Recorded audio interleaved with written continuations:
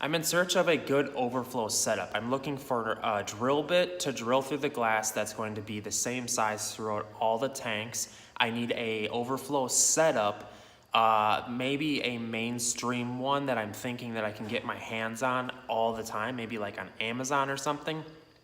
And I need to order a lot of them. We're talking like 60 of them. I don't know a lot about the overflow game, essentially. I'm finally diving into doing overflows with drilled tanks. I've always just steered away because I've been afraid to drill tanks, but I drilled a couple and I'm good to go. So, like I told you guys before, I got a new 4K camera and I've been doing some underwater footage. So last night I took some cool footage of my Predator tank, and the topic of this video is just really some cool footage of the Predator tank. So if any of you guys have some good input on a good overflow setup, I'm looking to just essentially drill a hole down here and have the overflow go in and up to where, and rise up to where I can keep the water level still high so it looks nice to the human eye, essentially, because I don't want the water down, because I could drill a hole on the side of here and just use an elbow, but I want a nice overflow that goes on the inside. So if you guys have any, preferably Amazon, I'm a huge Amazon fan, hit me up. But yeah, let's take a look at this Predator tank. This is some really cool footage, guys.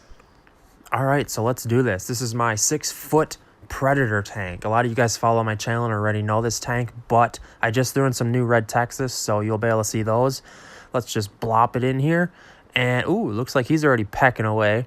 I have 2 Jaguar cichlids that are over a foot long, a bunch of Midas cichlids that are growing insanely fast, and a couple green Texas.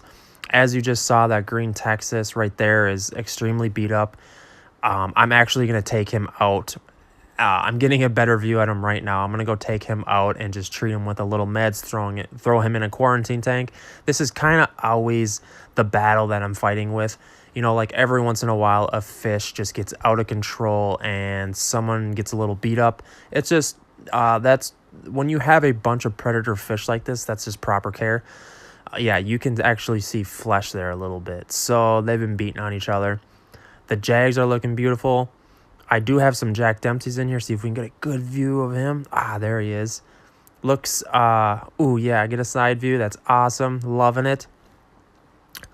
That is the red Texas right there. He's not the most vibrant red Texas you'll ever see in your life. But my favorite fish in here right now is the monster red devil. It used to be the Jaguar cichlids because I've always been a huge Jaguar cichlid fan. But for some reason, this red devil lately is just really calling my name. Ah, look at the Jags, though. Like, I actually have a Jaguar tattooed on my arm. That's how much I love Jaguar cichlids.